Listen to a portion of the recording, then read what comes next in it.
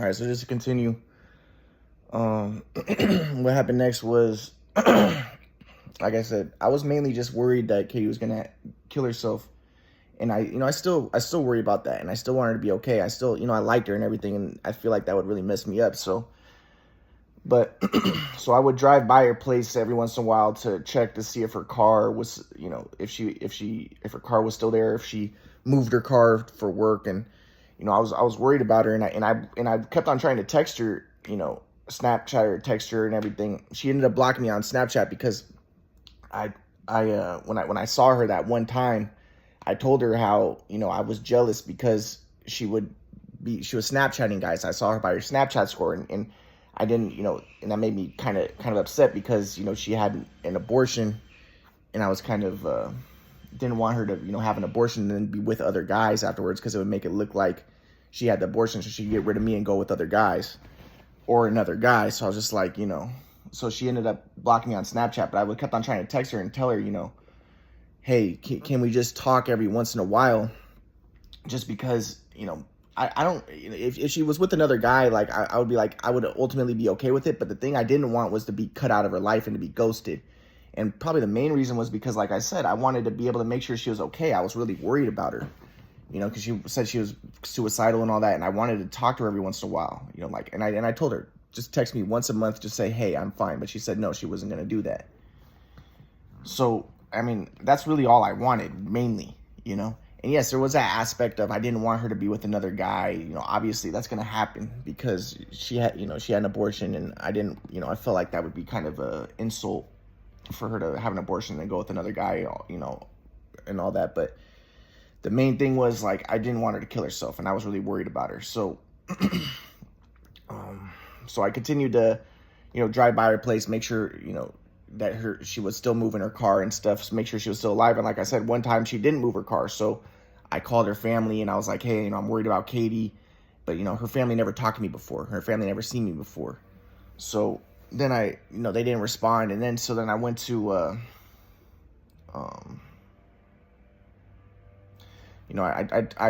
she had a gate, so I had someone open up the gate for me. I knocked on her door and I talked to her, but Katie was like, she said she didn't want to talk to me, and that she would wait because later her friend would tell me, like, the reason why she didn't want to talk to you is because she said that you reminded her of the baby, and she didn't want, she wanted some space and stuff. And I'm like, yeah, but still, and even I don't know if I necessarily buy that. I think that she just wanted to get me out of her life. She didn't know I discovered the theory of everything and all that. But I think that I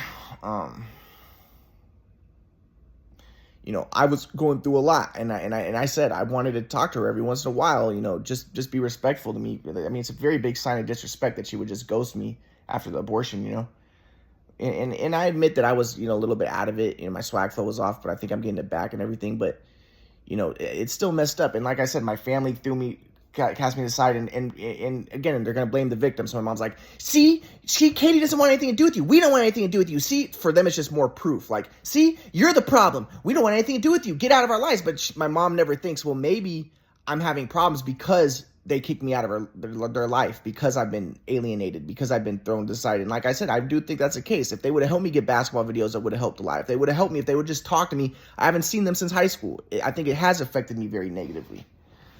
But, my mom, the victim blamers, my mom's not going to see it that way. They're going to say, see, they're not going to say, well, maybe us not talking to you and us treating you bad is having negative effects on you. They're going to say, see, you're having negative effects because you're bad, and that's why we don't talk to you, and that's why, So it's the victim blaming thing, and that's what I was always against.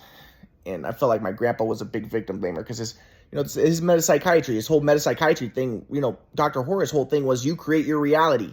Literally, your thoughts are creating reality. He's a new age guy. But my grandpa tried to tone it down, and his whole thing was, well, you don't necessarily create reality, but you should take responsibility for everything because that's the best way to be.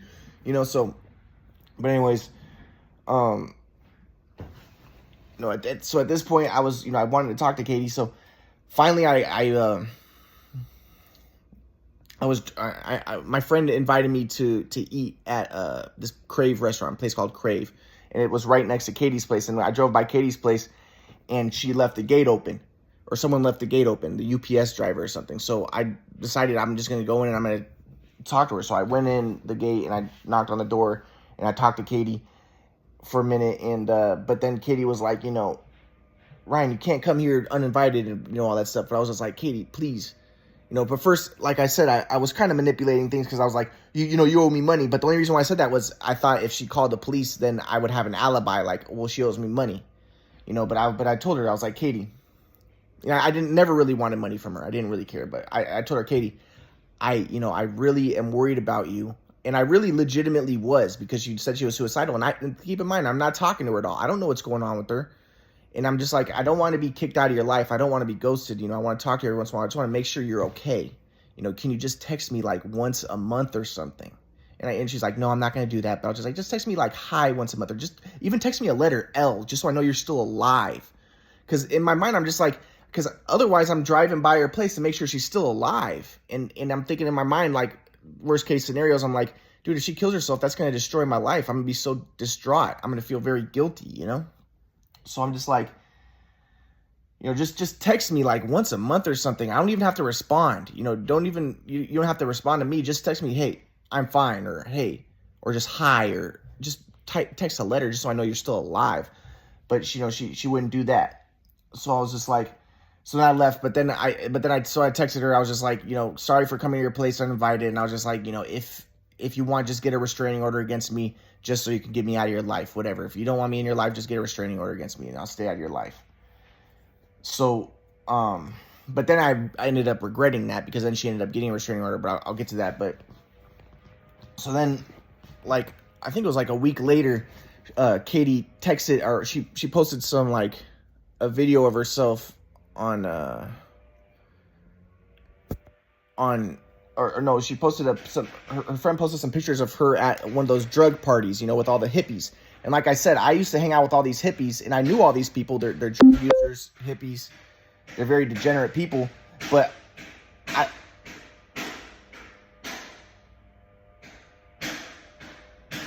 I was cool with them before, because, you know, I was a leftist. I saw myself as Jewish, and I liked race mixing, and I liked degenerate stuff, you know, and because I was against society, I was against the white man, right? So I that's my grandpa would say, I expressed dualistic software, but I didn't realize that, you know, at the time. So, you know, I knew all these people, and Katie was hanging out with them, and she went to a party and she was taking pictures. And so then I texted Katie. Well, so then I was upset. So, and I had told Katie after the abortion, I said, I don't want you to go to parties for like a year after the abortion, because it's not going to look good that you have an abortion and you go to parties and stuff. And like I said, part of the reason why I got upset with her in the first place was she went to the Halloween party and lied about it when she was pregnant with my baby. So I was just like, I don't want you to go to parties for like a year, because it's not going to look good for me. It's going to be dishonorable to me. You know, it's going to be offensive to me. So then she posted the pictures, you know, her friend posted the pictures of her at the party. So then I went to Katie's work and I said, Katie, you know, but the thing is, like, really, I use that as an excuse to go there and say, hey, you know, I'm upset with you.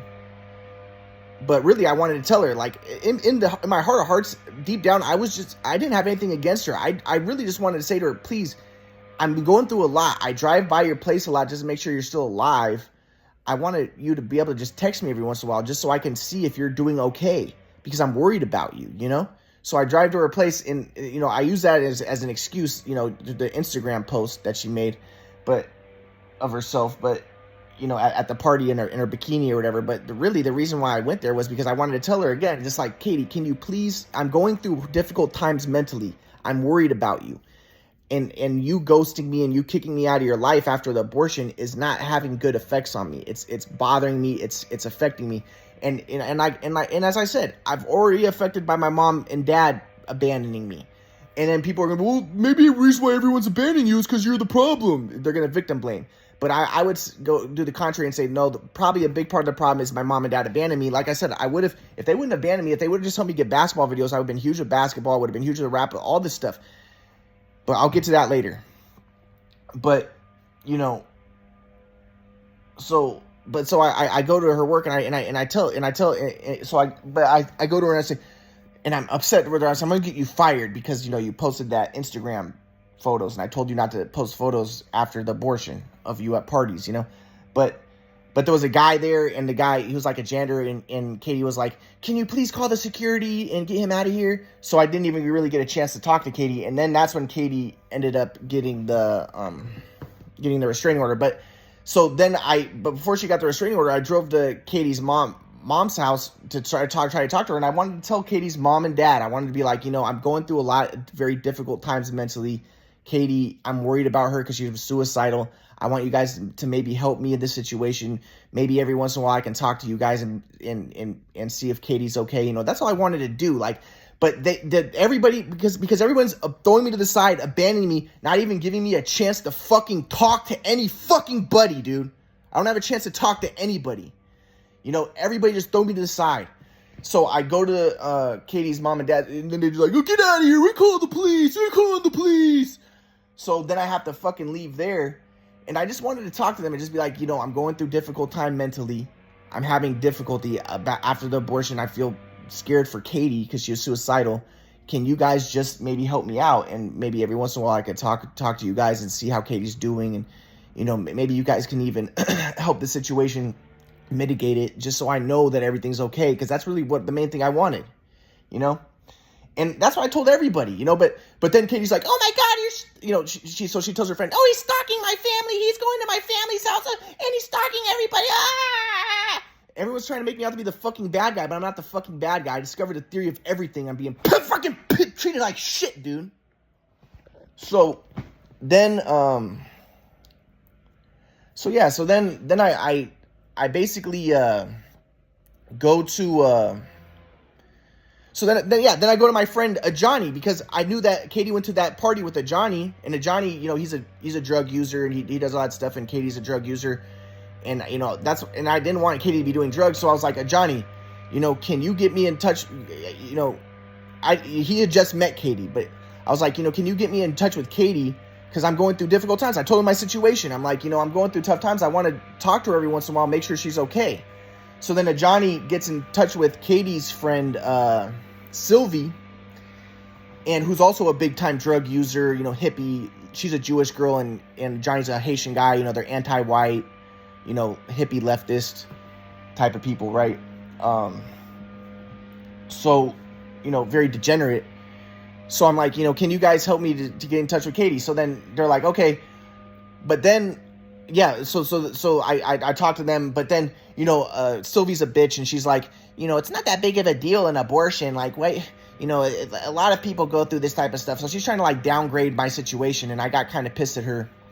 But, but then they're like, we talked to Katie, and Katie's not going to, everything's going to be fine. Katie, will see you in a month, but you just have to, we have to be able to track your phone to make sure you're not, because I told them I've been driving by Katie's place to make sure she's okay, because I'm afraid she's going to kill herself, because she said she was suicidal. So they're like, okay, well, let us just track your phone so we can know you're not driving by your place, and, and Katie will talk to you in a month. But I don't know if they were just tricking me to begin with, because then I got, the police officer came to my door, and he's like, oh, Katie has a restraining order for you.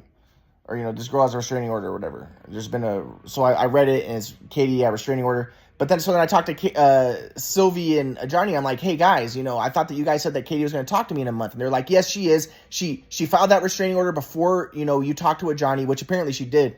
But they're like, but, she's not going to go through with the restraining order. Just, we're going to track your phone, and in a month, Katie will start talking to you. Don't worry about going to the restraining order, because Katie's not going to show up.